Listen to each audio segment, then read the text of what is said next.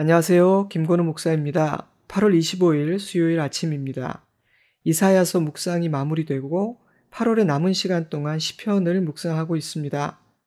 오늘은 63편부터 68편까지의 말씀을 묵상하려 합니다. 시편 63편은 원수의 칼과 거짓된 참소로 인해 곤고한 시련의 밤을 보낸 다윗의 기도입니다. 하나님이여, 주는 나의 하나님이시라. 내가 간절히 주를 찾되 물이 없어 마르고 황폐한 땅에서 내 영혼이 주를 갈망하며 내 육체가 주를 앙모하나이다. 내가 주의 권능과 영광을 보기 위하여 이와 같이 성소에서 주를 바라보았나이다. 주의 인자하심이 생명보다 나으므로 내 입술이 주를 찬양할 것이라. 이러므로 나의 평생에 주를 송축하며 주의 이름으로 말미암아 나의 손을 들리이다. 주는 나의 도움이 되셨음이라. 내가 주의 날개 그늘에서 즐겁게 부르리이다.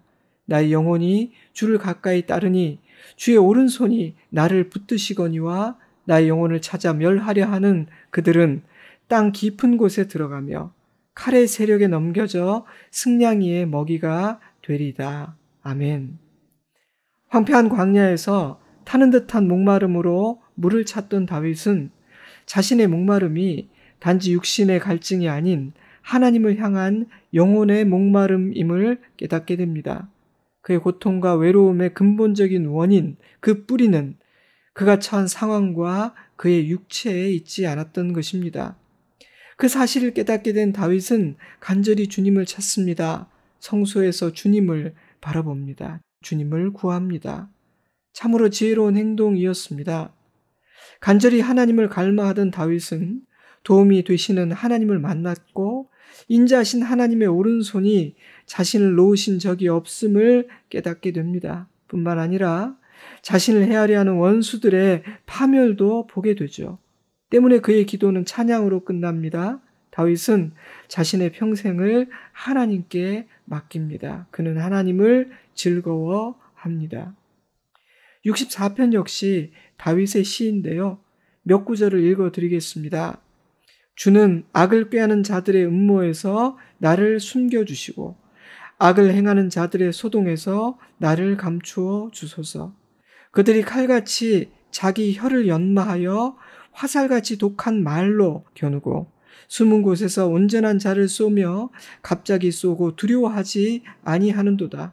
그들은 악한 목적으로 서로 격려하며 남몰래 올무놓기를 함께 의논하고 그러나 하나님이 그들을 쏘시리니 그들이 갑자기 화살에 상하리로다.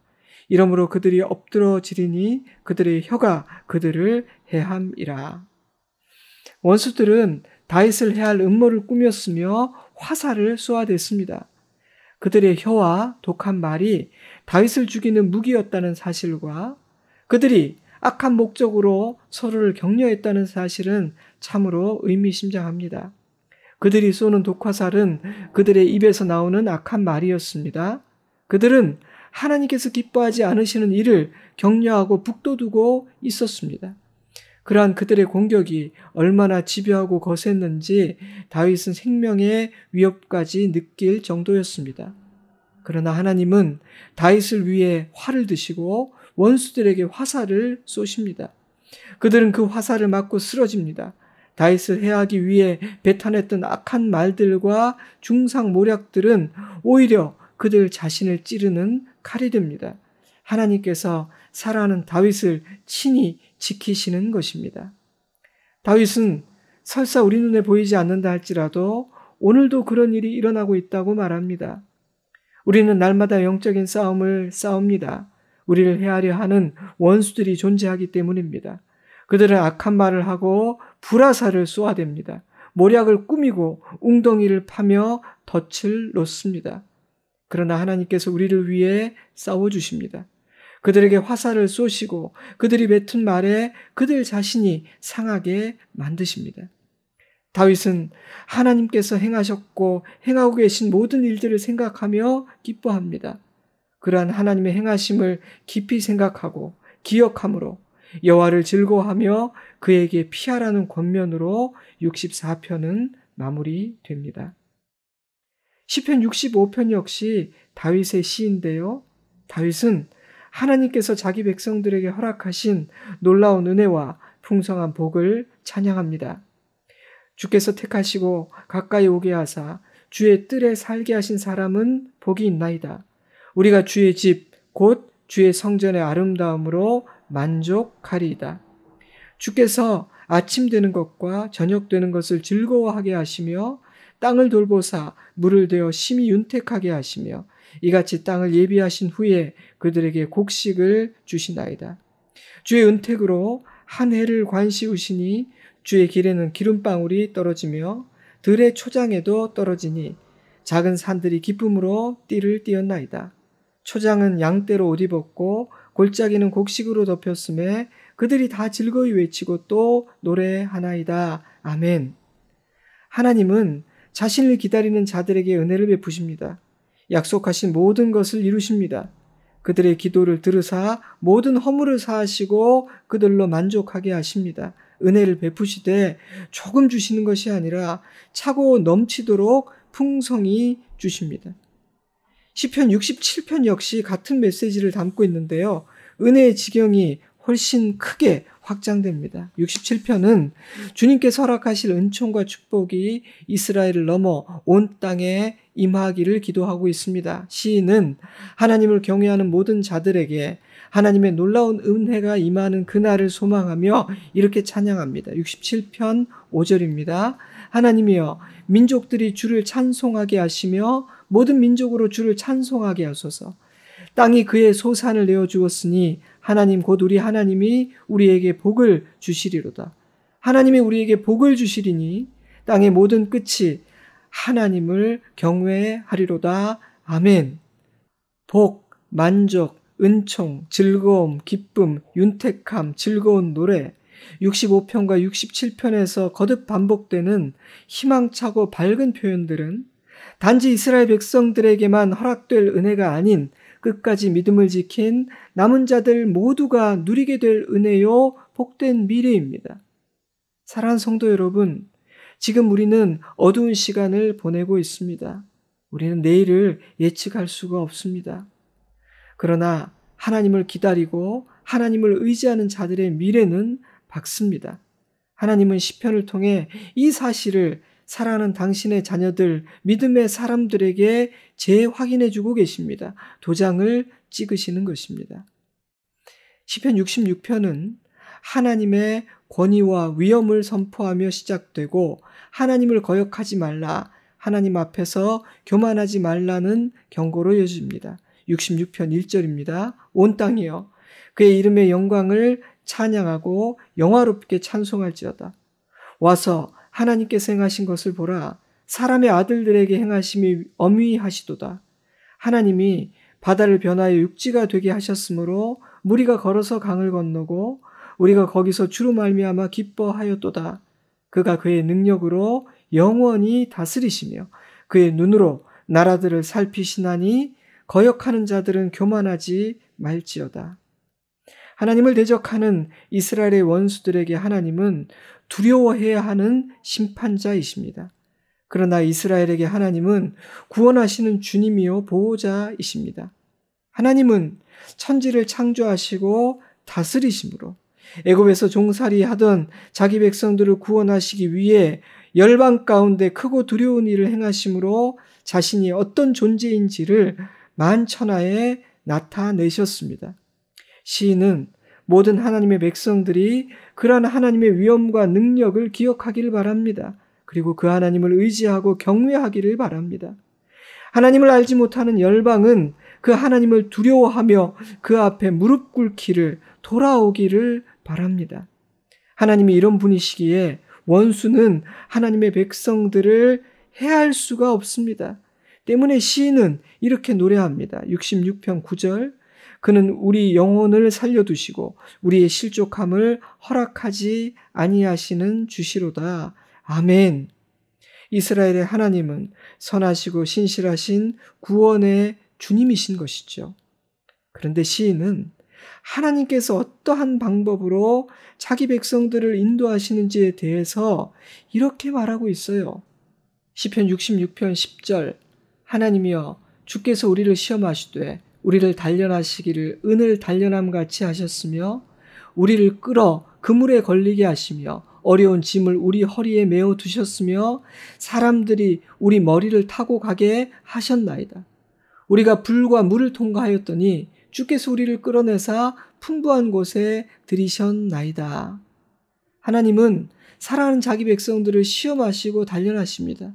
그물에 걸리게도 하시고 어려운 짐을 지게도 하시며 불과 물을 통과하게도 하십니다.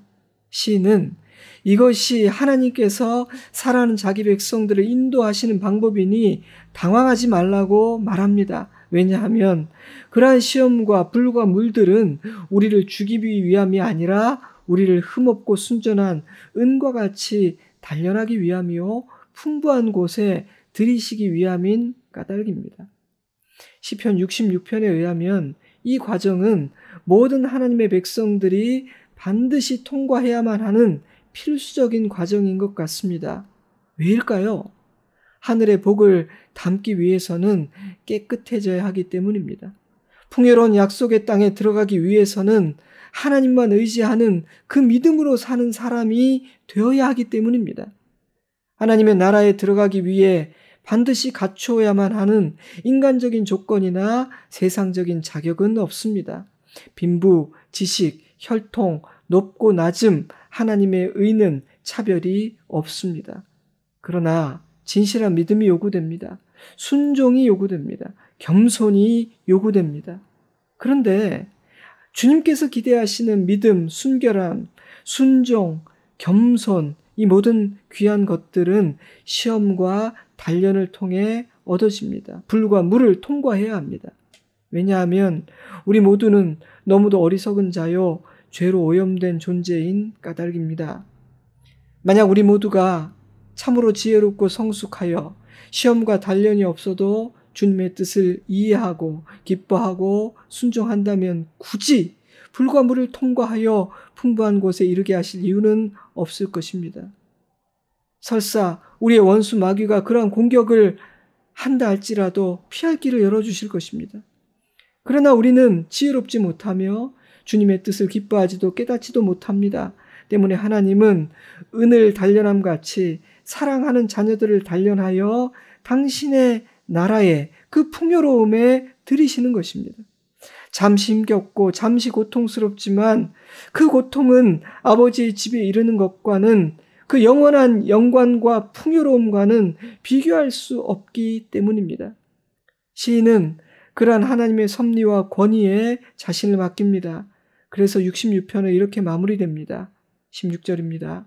하나님을 두려워하는 너희들아 다 와서 들으라. 하나님이 나의 영혼을 위하여 행하신 일을 내가 선포하리로다. 하나님을 찬송하리로다. 그가 내 기도를 물리치지 아니하시고 그의 인자하심을 내게서 거두지도 아니하셨도다. 아멘. 시편 68편은 다윗의 시입니다. 다윗은 하나님은 고아와 과부의 하나님이시라고 노래합니다. 가장 작고 가장 약한 자를 외면하지 않으시는 분, 힘없고 억울하고 소외된 자들에게 긍휼의 손을 내미시는 하나님, 다윗은 하나님은 그런 하나님이라고 노래하고 있습니다. 하나님은 고아의 하나님이시며 과부의 재판장이시라. 고독한 자들은 가족들과 함께 살게 하시며 갇힌 자들은 이끌어내서 형통하게 하시느니라. 그러나 거역하는 자들의 거처는 메마른 땅이로다. 하나님이여 주께서 흡족한 비를 보내사 주의 기업이 곰핍할 때에 주께서 그것을 견고하게 하셨고 주의 회중을 그 가운데에 살게 하셨나이다. 하나님이여 주께서 가난한 자를 위하여 주의 은택을 준비하셨나이다. 다윗이 이런 노래를 부를 수 있는 이유는 자신이 그런 자리에서 살아온 사람이기 때문입니다.